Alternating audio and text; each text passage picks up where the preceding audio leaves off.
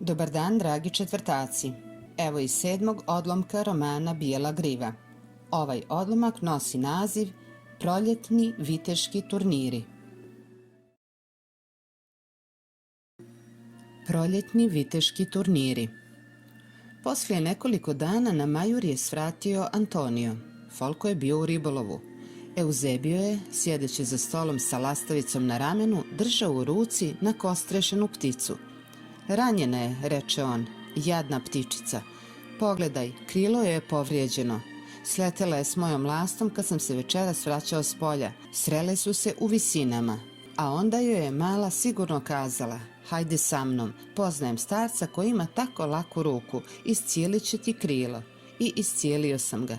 Pitao se samo da li će mi ostati verna kao lastavica ili će otići čim bude mogla da poleti. Šta ima novo, Antonio? Ništa, obišao sam Anadu i sada se vraćam kući. Odavno nisam vidio Folka. Slušaj, Antonio, šta se dogodilo s Bijelom grivom?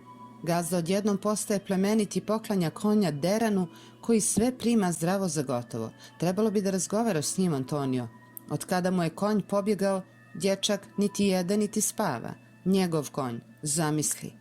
Da, trebalo bi da razgovaram s njim, reče stari gardijan, jer gazda... Šta si htio da kažeš? Ništa, promrsi Antonio. Gazda je gazda, eto to. On i ja se više ne slažemo. Znaš, ja pripadam staroj školi. Zar pomišljaš da napustiš Manadu, Antonio? Da, tužna srca, znaš i sam, ali volim konje. A gazda je samo vješ trgovac konjima. To sam mu i rekao. Pa kućeš onda, Antonio? Pisao sam Giuseppeu.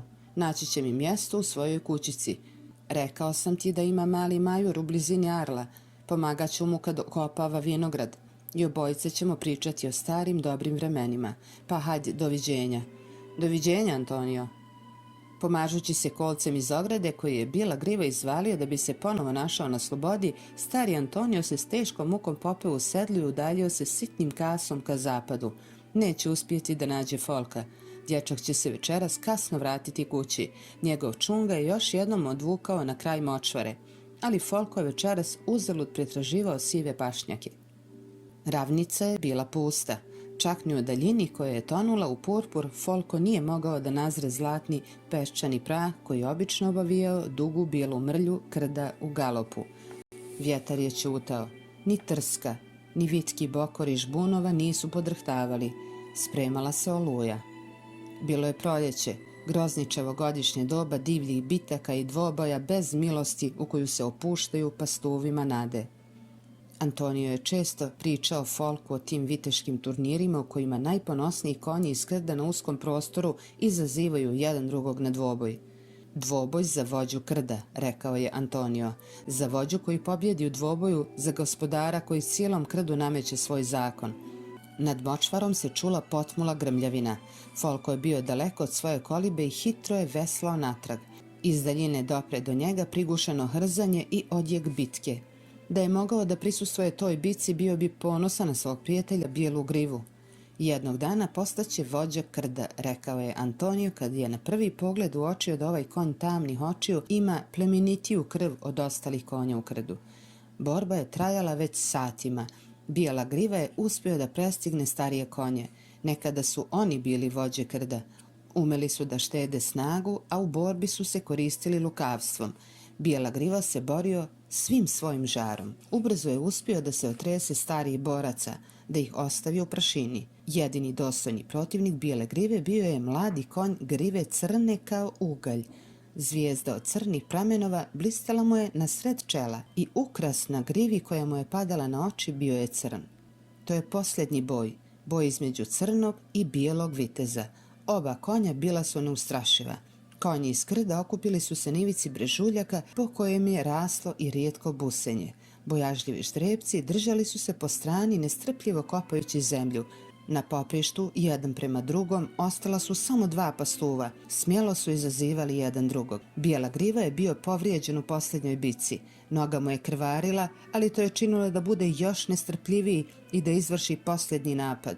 Njihova izazivanja su i dalje bila puna finti. Protivnici su se dugo ogledali, pokušavajući s vremena na vrijeme da jedan drugog ugrizu ili udare kopitom. i bijeli i crni vitez bili su iste visine, ali protivnik bijele grive bio je teži i tromiji. Crni vitez odjednom se ustremi na bijelog i kao što biva na viteškim turnirima, dva pastuva u ludom trku jurnuše jedan prema drugom. Sudar je bio strašan. Njišteći, konji su padali na koljena, ponovo se uspravljali i stojeći jedan prema drugom zamršeni griva započinjali borbu prsa u prsa. Jednim ujedom bijela griva razdera prsa crnom vitezu kojem se ote urlik bola. Konj je posrnuo pod udarcem bijele grive koji ga obori, udarajući ga kopitima po hrpetnjači i pritiskajući ga snažno grudima. Crni pastuv naglo se oslobodi protivnika, skoči na noge i jurnu na bijelu grivu koju je hrabro odolijevao udarcima. Nastao je strašan okršaj. Grive su lepršale, kopita su bijesno kopala po zemlji da bi se odmah zatim našla u vazduhu u strašnom kovitlacu. Tešku bitku vodio je bijela griva. Skakao je za vrat protivniku koji je očevidno malaksao, primoravao ga na povlačenje nisko sagnuvši glavu i izbacujući pjenu i sam već bez daha. Boj se završavao. Smlavljen posljednjim udarcem, crni vitez pogođen u grudi sruši se na zemlju, pokušavajući da se odbrani od kopita bijele grive. Zatim se sav malaksao nekako podiže sa zemlje. Doživevši poraz, uputio se hramljući ka grupi konja koji se za vrijeme bitke nisu ni pokrenuli. Krdo je prihvatila svog novog vođu. Uzdignute glave, bijela griva snažno zahrza. Bio je to poklič pobjede. Od tog trenutka bijela griva bio je vođa krda. Bez oklijevanja bijeli vitez stade na čelo krda i polako se uputi ka rijeci. U tom trenutku začula se grmljavina nad močvarom, a u isto vrijeme Folko je stigao na Majur. Svetiljke su već bile upaljene. Pljusak je cijele noći lomio slamni krov kolibe. Nad močvarom je besnijela oluja. Pred zoru je prestala kiša, a kad je granulo sunce, mali žbunovi koji su se pred Majurom kupali u vodenoj ravnici, zablistali su u lijepom, svežem zelenilu. Folko je već odavno bio na nogama. Raspremao je kuću koja je prijatno mirisala na hljeb koji se pekao na žeravici. Mali brat se budio zijevajući i protežući se pod pokrivačem. Mačak je tražio svoje sljedovanje mlijeka. Djedina lastavica, čija je izlečena drugarica odljetela, kljucala je mrvice na starom kovčegu. Folko je sanjao o bijeloj grivi i otkako se probudio razmišljao je o njemu. Prijatelj ga je sigurno brzo zaboravio pored svoje divlje braće u divnoj slobodnoj zemlji gdje vladaju konji. Odjednom dječak oslušno. Učinilo mu se da čuje korake u travi. Koraci su se približavali. Folko je odmah poznao glas prijatelja. Među hiljadama bi on poznao to blago, nježno, pomalo žalosno hrzanje od kojeg bi podrtavala gubica bijele grive kad se prepuštao milovanju. Dječako je srce htjelo da iskoči iz grudi. Zahvatila ga je silna radost. Bijela griva se vratio. Folko jurnu na vrata i otvori. U otvoru koji se ispuni suncem stajala je čarobna bijela prilika. Bijela griva polako podiže glavu. Bio je umoran. U dnu velikih tamnih očiju zaigrala je iskra svjetlosti. Ti si, prošaputa Folko. Obgrlio je glavu prijatelja i prislonio je sebi na grudi. Bio je toliko uzbuđen da su mu suze radosnice zablistale u očima.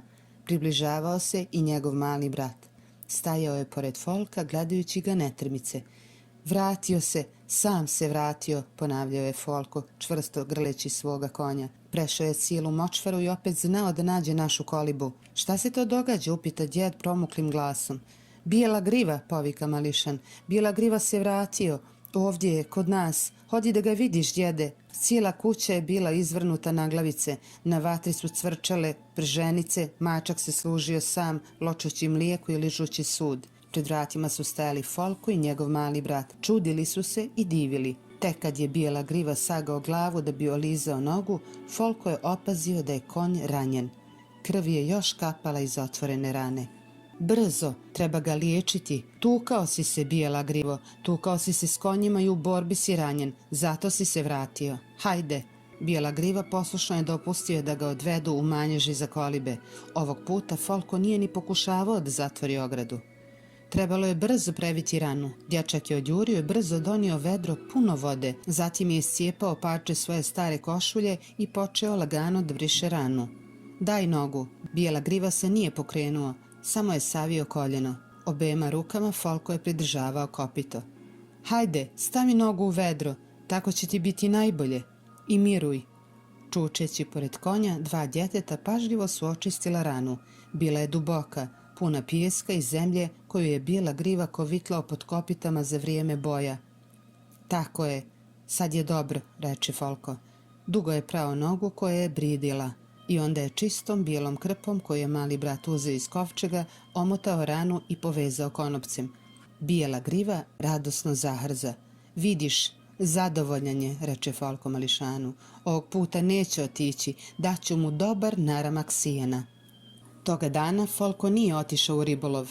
Djeda je, kukajući i proklinjući svoju bolesnu nogu, izrazio želju da sam postavi mreže. Dobri starac bio je sretan što su njegovi dječaci radosni. Pratila ga je njegova mala lasta. Da li čovjek sam bira prijatelja? Bez sumnje, Folkov prijatelj bio je najljepši konj iz močvare Kamarge. Sretan vam ostanak, mili moji, mreže si bacio tamo gde sam ti rekao, Folko. Da, tačno ispred velike bare. E pa, vidjet ćemo se večeras. Čamac se udaljio. Folko nikada nije zaboravio taj divni dan, ni cijelu nedelju koja je došla poslije toga dana. Njegovom malom bratu sve je to ličilo na čudesnu, beskrajnu bajku. Folko je bio sretan. Gazda mu je poklonio najljepše konja sa svoje manade. Bio je sretan zbog toga što je bijela griva sam došao i što je zbog prijateljstva ostao na majuru. Na Folkov glas pastuv bi odmah dojurio, jeo je iz njegove ruke. Išao bi za njim do kući i uvlačio glavu u uski otvor između vrata. Sada je Folko sanjao kako da uzješe svoga konja, da na njemu juri u beskrajna prostranstva. Ipak nije se još usuđivao da to učini. Kada je rana zarasla, Folko je skinuo zavoj i prikačio konju na koljeno vezu lišća da bi otjerao muhe. Prošla je nedjelja dana, a Folko i bijela griva proživljavali su divne dane svoga prijateljstva. Jednog jutra na majur svrati Antonio. Na Frenkijev zvonki pozdrav bijela griva je iz manježa odgovorio radosnim hrzanjem. Vidiš li, Antonio, povika Folko trčeći ka prijatelju. Stari Antonio je odbacio uzde. Konji su preko ograde njuškali jedan drugom nozdrave radujući se susretu. Antonio, vidiš li bijelu grivu? Ne vidim, gunđao je Antonio, ništa ne vidim. Nije dodao da ne želi da vidi konja jer bi onda morao o tome da izvesti gazdu.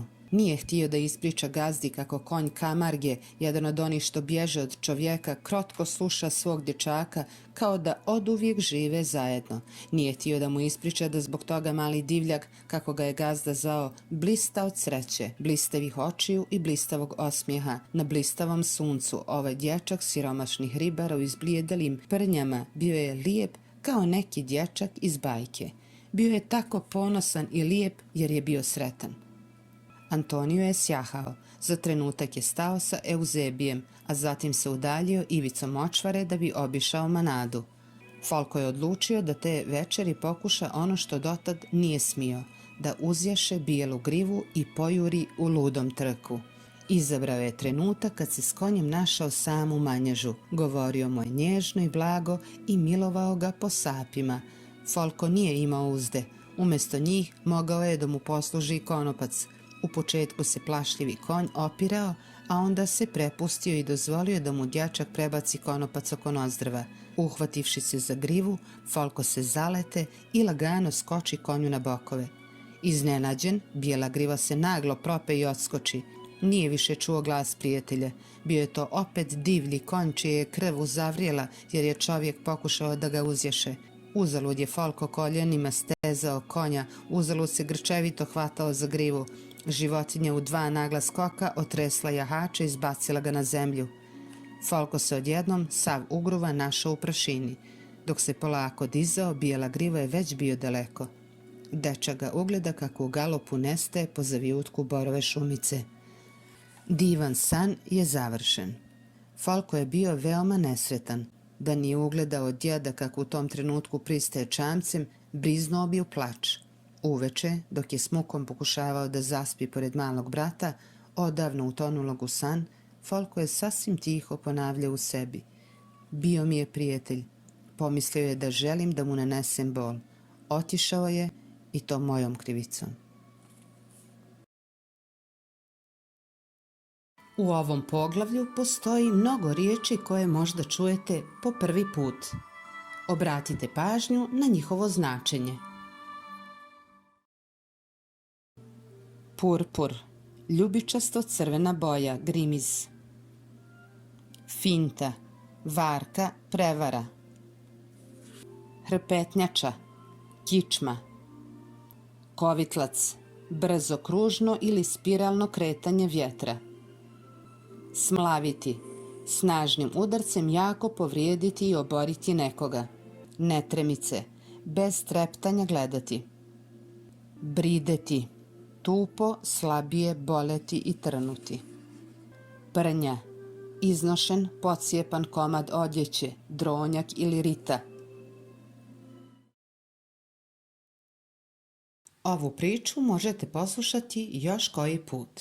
A sada vas pozdravlja vaša učiteljica Indira.